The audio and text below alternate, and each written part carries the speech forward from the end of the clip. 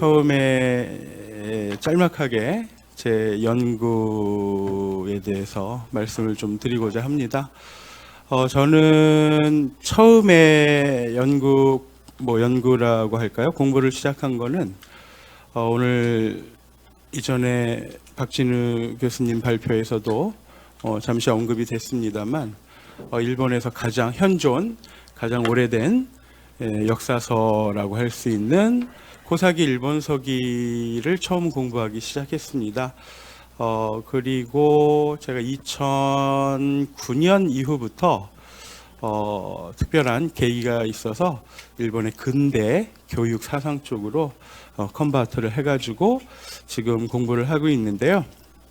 고사기 일본서기 공부했던 기간, 발표했던 논문, 그리고 2009년 이후에 또 공부했던 기간, 발표했던 논문의 수가 이제 얼추 비슷해지고 있습니다. 일본 말에 도치츠카즈라는 말이 있지 않습니까? 그러니까 너의 전공, 세부 전공 영역은 무엇이냐라고 물어봤을 때, 고지키 니혼쇼키도 아니고, 근대 사쪽, 사상 쪽 공부를 물론 하고 있습니다만, 경력이 일천해서 참 대답하기에 곤란한 그런 경험을 겪고 있습니다. 그래서 처음에 제가 말씀드리고 싶었던 것은 고사기 일본서기, 고지키 니혼쇼키하고 근대 교육사상하고 처음에는 별 생각 없이 공부를 하다가 근대 교육사상을 공부하는 과정에서 고사기 일본서기를 공부하기를 참 잘했다라는 생각이 들더라고요. 그러니까 아까 박진우 교수님 발표 때도 말이 나왔습니다만 일본 근대의 황국사관이라고 하는 것은 결국에는 고사기 일본서기에 등장하는 신들이 중심이 되어 있는 것이고 천황이 중심이 되어 있는 것이고 모든 걸 포함해서 천황제와 굉장히 관계가 깊은 것이기 때문에 일본 천황제 연구의 시작은 물론 이제 천황제라고 하는 건 아까 서민교 선생님 말씀도 있으셨지만 근대에 새롭게 만들어진 다양한 언설이나 그런 전통일 수도 있겠습니다만 거슬러 올라가 보면 고사기 일본서기로는 그 존재를 무시할 수는 없겠죠. 그래서 이런 부분을 언젠가는 제 근대 교육사상 공부와 고사기 일본서기를 공부했을 때 좀 배웠던 부분을 합체시켜서 앞으로 제 연구를 진행해 나가려고 하고 있습니다. 오늘은 잘 많이 들어보셨을 교육치거라고 하는 거를 중심으로 교육치거의 국가주의적인 성격, 황국사관, 식민사관과 결부시켜서 이야기를 좀 한번 해보려고 합니다.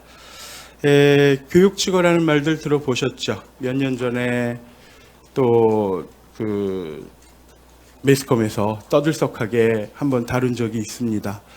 교육치거는 1890년에 공포가 되었고요. 1948년 패전 이후 1948년에 일본의 국회 결의에 의해서 공적으로 사라지게 됩니다. 근데 2017년 여기 발표문 서문의 앞쪽에도 좀 적었습니다만 여러분들도 아마 기억을 하실 겁니다. 오사카부 내 국교지를 모리토모 학원의 헐값에 매각하려고 했던 그런 정치 스캔들이 있었는데요. 일본은 한번 이런 스캔들이 있으면 아주 집요하게 파고들죠. 그래서 거의 기자들이 이 학교 주변에서 24시간 며칠 동안 계속 취재를 합니다. 그런 과정에서 부속 유치원생들이 대부분의 일본인들에게 기억에도 아련한 그런 어떤 교육치거를 암송하는 그런 장면이 찍혔어요. 그 기자들한테, 카메라 기자한테. 그래서 이게 한번 일본 사회가 발칵 뒤집힌 거죠. 그야말로 자기네들의 그런 어떤 전쟁 이전, 그러니까 패전 이전에 말하자면 뭐라 그럴까 패전 이후에 지금까지의 일본인들의 그런 어떤 전쟁에 대한 그런 어떤 인식을 한꺼번에 뒤바꿔 버릴 수 있는 그런 어떤 하나의 충격적인 사건으로 일본인들은 받아들였습니다. 48년에 이미 새로운 신 헌법과 국가 체제에 어울리지 않는다고 하는 의미에서 폐기를 해버린 교육치거를 2017년 현재 유치원생들이 그거를 암송하고 있는 장면이 일본 매스컴에 보도가 된 겁니다. 뭐 일본뿐만 아니라 옛 일본 군국주의 제국주의의 피해를 봤던 주변 여러 나라, 뭐 미국 굉장히 크게 이 문제를 뉴스로 다루었습니다. 그리고 이 문제는 곧 일본 국회로 들어가서 여러 야당의 국회의원들이 물론 이제 모리토모 학원 스캔들을 추궁하는 과정에서 나온 것입니다만 교육치거에 대한 그런 어떤 태도를 이제 현 여당 자민당에게 질문을 하죠. 그랬는데 그 대답이 여기 발표문에 적혀 있는 그대로 물론 전부는 아니겠습니다만 강요와 수상을 비롯한 수상과 강요들이 아직도 교육치거를 부정하지 않는 어떤 의미에서는 긍정하는 듯한 발언을 한다는 것에 일본의 대다수 양심적인 국민들과 주변국들 사람들은 경악을 금치 못했었죠. 그걸 계기로 물론 제 공부가 근대 일본의 교육 사상 쪽이기 때문에 어차피 교육치거는 공부를 쭉 해왔습니다만 재작년에 그런 사건 이후로 좀 더 구체적으로 교육치거에 대해서 공부를 해보자 해서 오늘 또 이런 아주 귀중한 자리에서 여러분들과 함께 교육치거란 도대체 무엇인가, 교육치거를 중심으로 그 이전에 일본의 근대 교육이라는 것은 어떠한 지향점을 갖고 이루어져 왔는가, 그 과정에서 교육치거는 어떠한 의미로서 등장을 했으며 그 이후 일본의 교육은 어떠한 방향으로 나아갔는가에 대해서 한번 같이 생각을 해보려고 합니다. 주지하다시피 교육치거는 1890년 발표문이 꽤 길어서요 전부 다 읽을 수는 없고요, 중간중간 포인트를 읽는 방식으로 그리고 또 설명을 드리는 방식으로 발표를 진행하도록 하겠습니다. 천황이 국민에게 내리는 가르침의 형식으로 배포된 치거죠. 1945년 아시아 태평양 전쟁 패전 이전까지 근대 일본의 교육의 기본 이념이자 특히 도덕 교육의 중핵을 이루어왔던 핵심 사상입니다. 뒤에서 그 전문을 한번 살펴볼 생각입니다.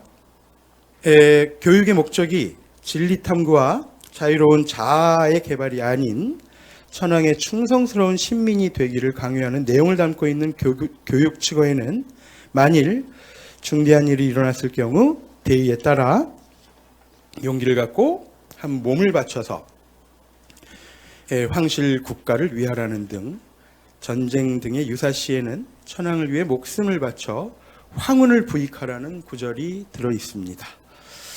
이는 청일전쟁, 러일전쟁, 나아가 15년 전쟁 시기 등 전쟁으로 점철되는 근대기 일본인들의 사유를 강력히 통제하고 제어하는 일종의 바이블 역할을 했었죠. 이에 아시아 태평양 전쟁 패전 후인 1948년 일본 국회는 교육치거가 주권 재군 및 신화적 국채관에 근거를 하고 있으며 기본적인 인권을 한다면서 교육 현장에서 이를 배제하고 무효로 할 것을 결의했습니다. 근데 이 48년 국회 결의 이후에 우리는 당연 교육직어가 아마 일본의 교육계에서는 사라졌을 것이다 라고 생각하기 쉬운데요.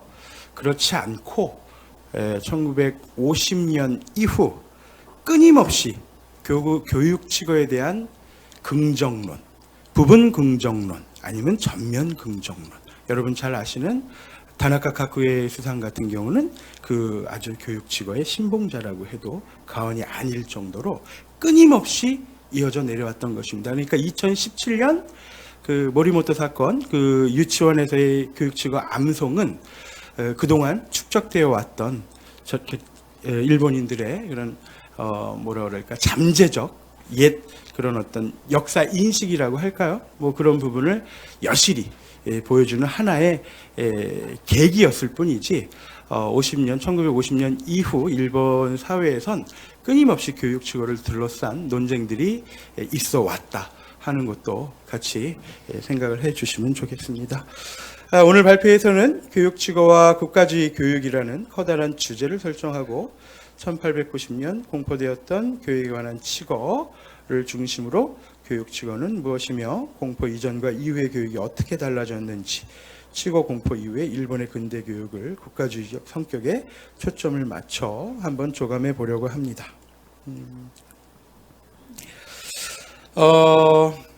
일본 근대 교육의 국가주의적 성격이라고 하는 장입니다. 일본의 근대 교육은요, 일반적으로 1872년 일본 최초의 교육에 관한 법령이라고 할 수 있는 학제의 반포를 통해 시작되었다라고 보는 것이 일반적인 통설입니다. 1872년이라고 하면 그 한 해 전에 아까도 이야기가 나왔습니다만 폐번치연이 이루어졌었고요. 그거를 바탕으로 어느 정도 이제 행정, 그러니까 나라의 국가를 운영하는 틀이 만들어졌다진 그런 어떤, 물론 이제 계속해서 만들어가는 과정입니다만 거기에 가장 기본이 되는 조세제도나 아니면 행정구역 정리, 그 다음에 이제 징병제, 그 다음에 교육에 관한 그런 제도, 이런 부분들이 한꺼번에 시작이 되는데요. 1872년 그 학제를 발표하는 데 있어서 미리 발표된 그 학제 서문이라고도 할 수 있는 공포문에 보면은요, 그 이전에 학제가 발표되기 이전에 메이지 신정부의 관료들이 주로 사조 도희라고 하는 서남 웅번 출신들 아닙니까? 사츠마, 그 중에서도 이제 사츠마나 초슈 같은 경우는 일찍이 에도 막부에서 금지되어 있던 해외 도항, 그러니까 유학생들을 많이 보냅니다, 밖으로.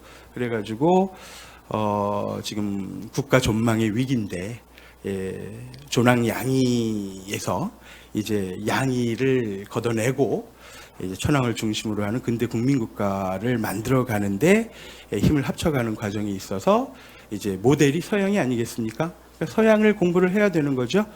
그래서 서양을 이렇게 공부하다 보니까 오늘날 서양이 이렇게 문명, 문화 발전할 수 있었던 계기에는 교육의 힘이 컸다라는 것을 발견을 합니다. 그런 것을 일본 국내에 많이 보급시키고 전도한 사람은 여러분들 잘 아시는 후쿠사와 유키치 같은 경우 만년 원년에 이미 사절단으로 동행을 해서 서구를 이제 시찰해 오고 서양 사정이라든지 여러분 잘 아시는 학문의 권장이라든지 문명론의 계략이라든지 이런 지피를 통해서 서구 문명의 우월성, 그리고 그 저변에는 교육의 힘이 있었다는 것을 끊임없이 계몽해 나가죠. 그러니까 이러한 민간의, 그러니까 후쿠사와 유키치 같은 경우는 일본 메이지 정부에서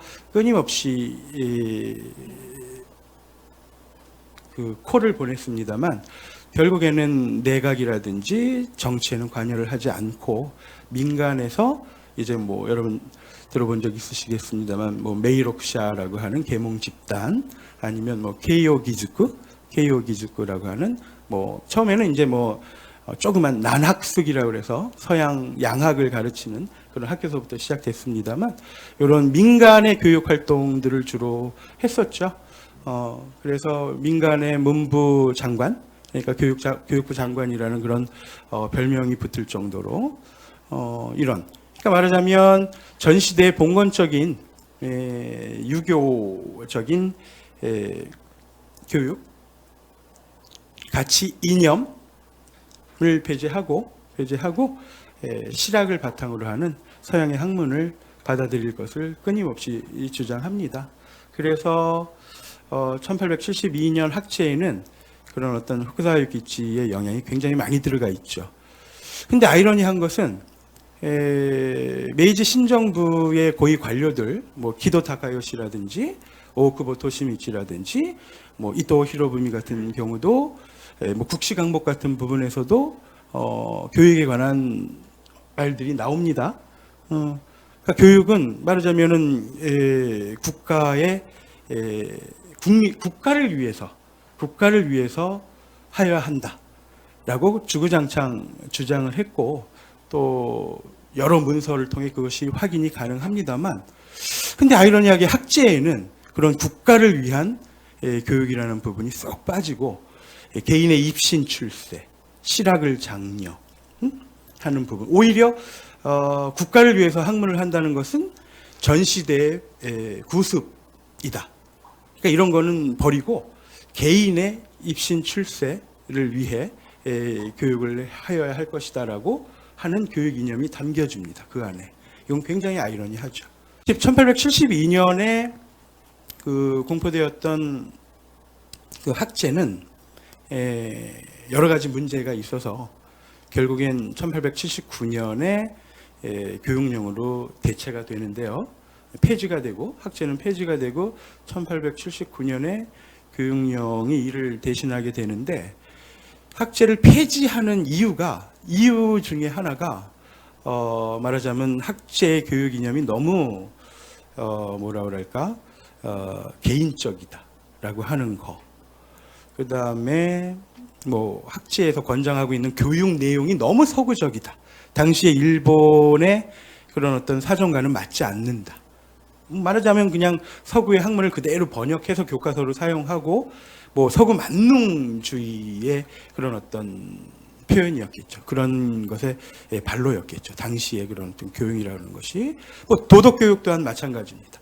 서양의 일반 그런 어떤 도덕, 가치 이런 것들을 그대로 번안한 그런 어떤 교과서를 중심으로 교사들이 주로 구수로 이제 교육을 했습니다만, 일본의 사정과 맞지 않죠. 아무리 1868년 메이지 유신 원년이라고 해도 오랫동안 말기를 살았던 사람들한테는 굉장히 뭐라 그럴까 이화감이 큰 그런 제도였죠.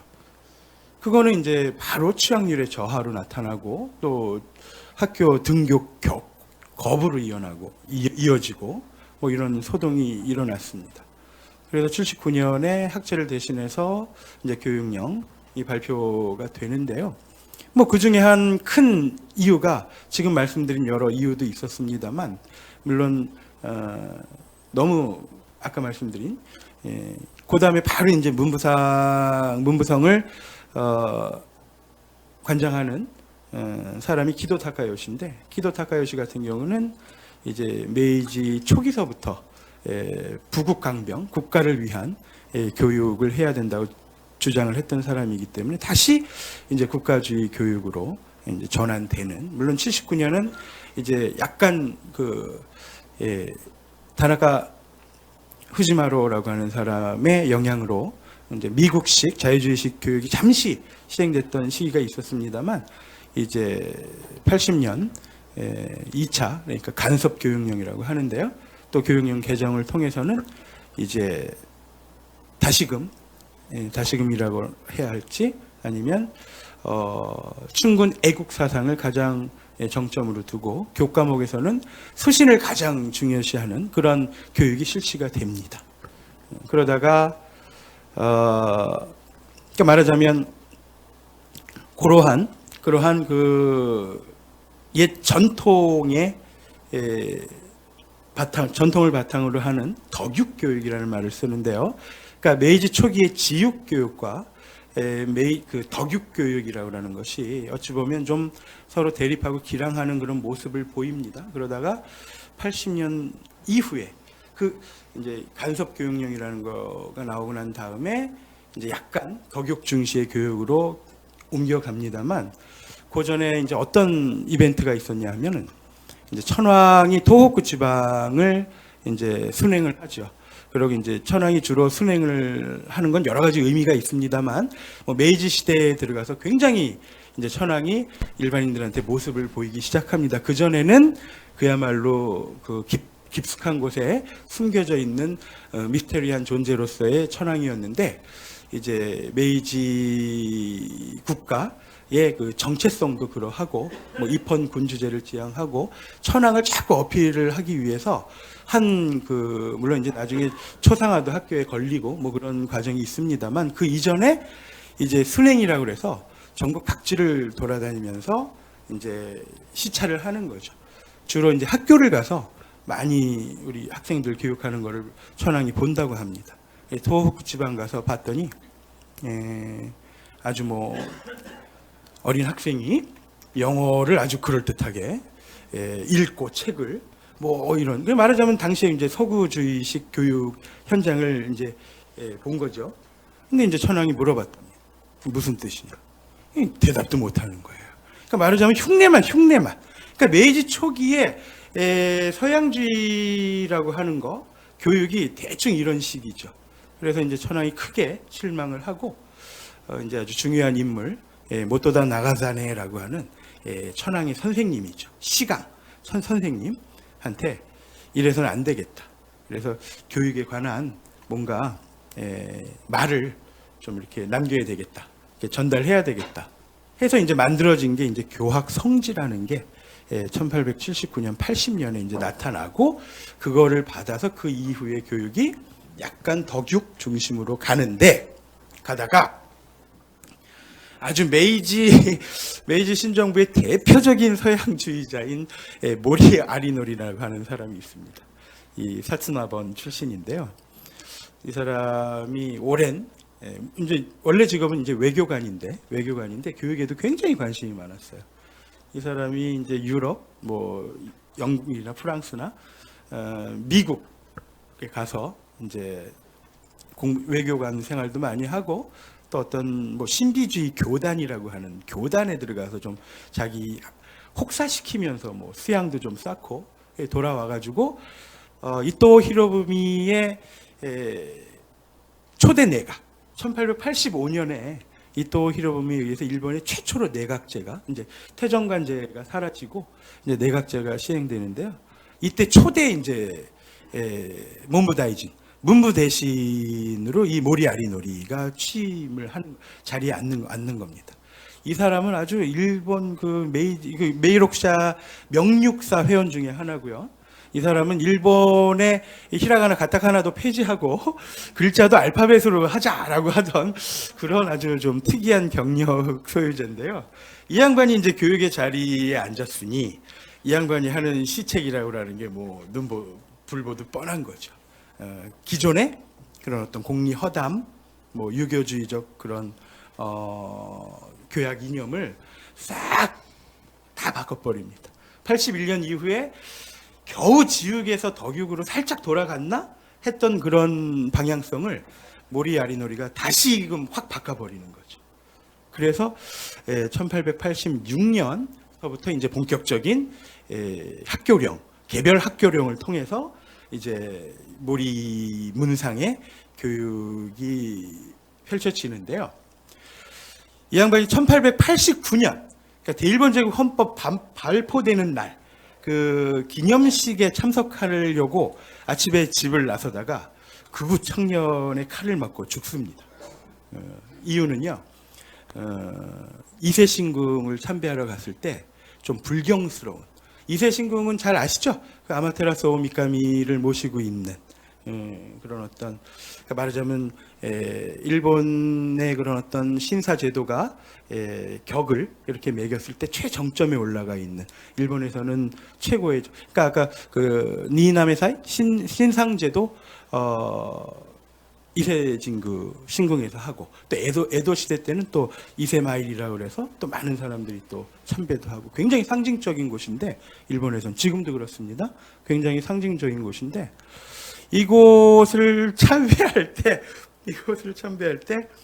신발을 신고 올라가서 지팡이로 좀 불경스러운 행동을 했다고 구구 청년에 의해서 이제 죽음을 당했죠.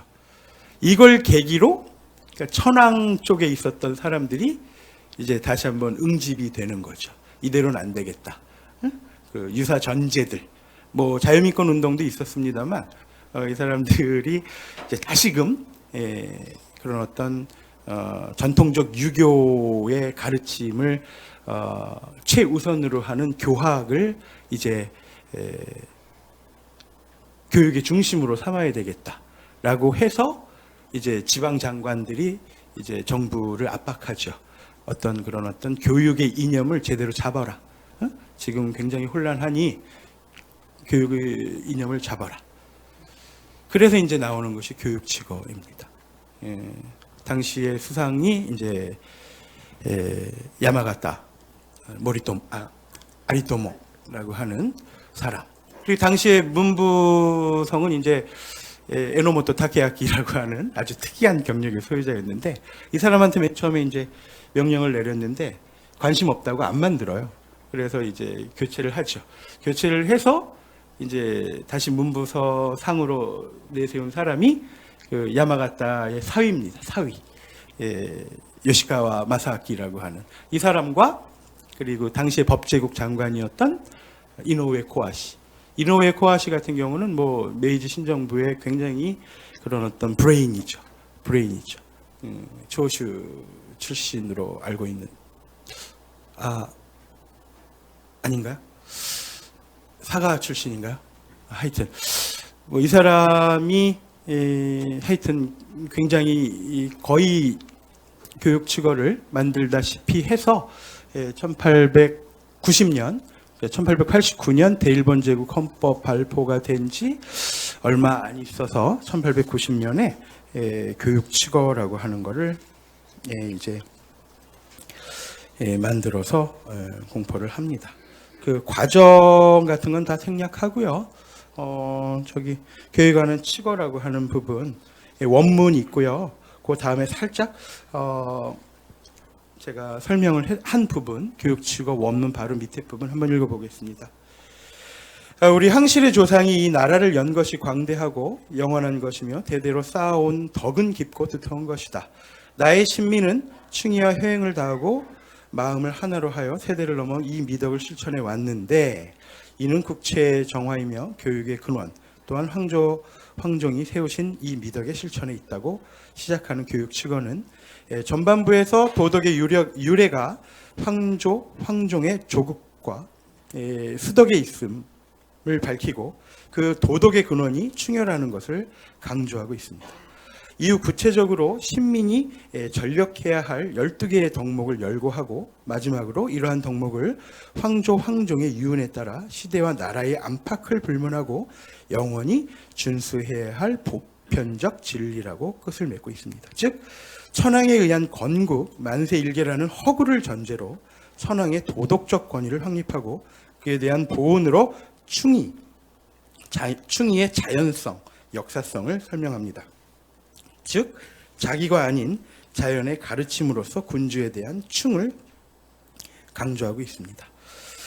교육치거가 발표된 이후에 소학교 교칙대강에서 도덕교육을 규정을 하는데요. 그거는 시간 관계상 생략을 하도록 하고요. 교육치거가 이렇게 발표가 되고 이제 이것을 어떻게 교육의 현장에서 이 사상을 침투시키느냐는 다양한 방식으로 이루어집니다. 그 중에 하나가 물론 이제 모리아리노리 문부상 시절에 있었던 그런 행사입니다만 학교 의식을 이용을 합니다. 학교 의식을. 그러니까 말하자면 어진영 배례라고 하는 거, 어진영이라고 하는 건 이제 천황과 황후의 사진이죠. 요거를 늘 걸어놓는 게 아니라 이제 말하자면 국경일날 학교를 중심으로 행사가 이루어지죠. 아니면 졸업식이랑 입학식, 아니면 뭐 1월 1일 이런 특별한 날을 정해놓고 학교에서 의식을 치릅니다. 이럴 때 맨 처음에 이제 어진영이라고 해서 천황과 황후의 사진을 걸어놓고, 이거는 평상시에는 아주 소중하게 보관해 놓습니다.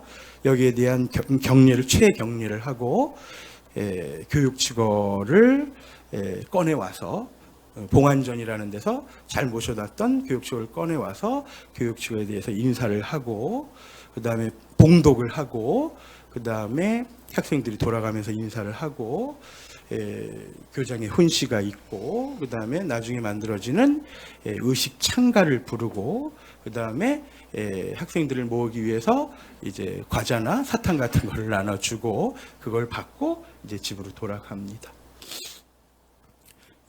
당시 1800년대 후반 그 건강 상태 안 좋겠죠. 안 좋겠죠. 초등학생, 그러니까 우리 예전에 50년대, 60년대 그 어린애들 생각해 보시면 아실 겁니다. 코가 질질 흐르고, 이런 애들이 교육직원을 봉독하는 동안에 고개를 숙여서 허리를 굽히고 구부정한 자세로 거의 뭐 한 5분 이상 10분 가까이를 그 자세를 유지하고 있어야 돼요. 그러니 뭐 코가 질질질질 흐르고 여기저기서 뭐 코 들이마시는 소리, 그 얼마나 힘들겠습니까? 얘네들이 이러면서 뭐 말로는 뭐 몸으로 체득시켰다 뭐 이렇게 얘기는 하지만, 아마 거기서 교육직원의 그런 어떤 그 가르침을 뭐 새기거나 뭐 공부했던 학생들은 그다지 많지 않을 거라고 생각합니다. 나중에 그 받아가는 일본 과자나 그 사탕에 눈이 멀어서 처음부터 끝까지 그 자리를 지키고 있지 않았었나, 그런 생각을 하게 됩니다. 자, 이렇게 시간이 벌써 거의 다 돼 가는데요. 1890년에 반포된 교육직어가 실질적으로 효과를 나타내는 시기는 1894년의 청일전쟁 당시, 그 다음에 1904년에 러일 전쟁을 전후로, 실질적으로는 러일 전쟁을 전후로 그 이후에 학교 교육에서 아주 철저하게 되죠. 그 교육직어에 관한 그런 교육이요.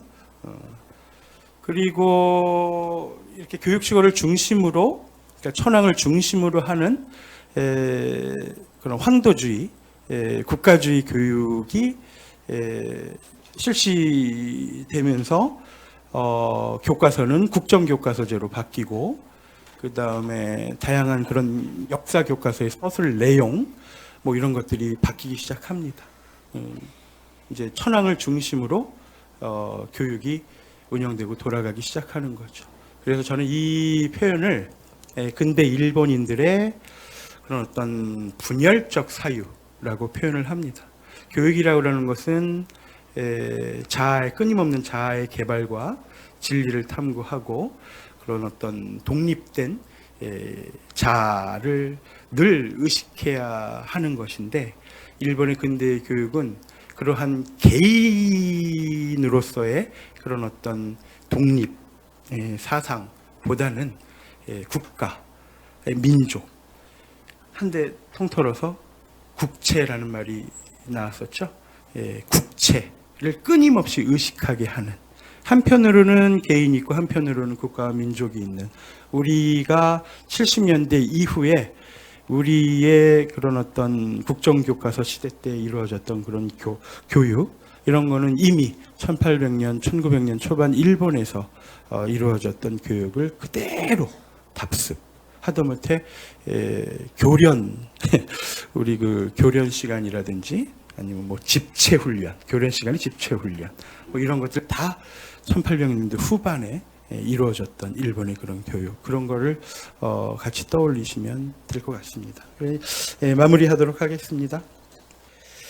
대일본제국 헌법과 교육직어가 성립된 시기는 세계사적으로 봤을 때 한창 제국주의가 위세를 떨쳤던 시기이고, 동아시아에서 일본은 조선의 이권을 둘러싸고 중국과 일촉즉발의 긴장 관계 속에서 치밀하게 군비를 확충해 나가던 시기였습니다. 이러한 시기에 군부의 절대적인 영향력을 갖고 있던 야마가타 아리토모 내각의 수장으로 그리고 이토 히로부미와 더불어 제국 헌법 작성에 지대한 공헌을 했던 이노우에 고아시에 의해 교육치거가 만들어졌다는 것의 의미는 결코 작지 않을 것입니다.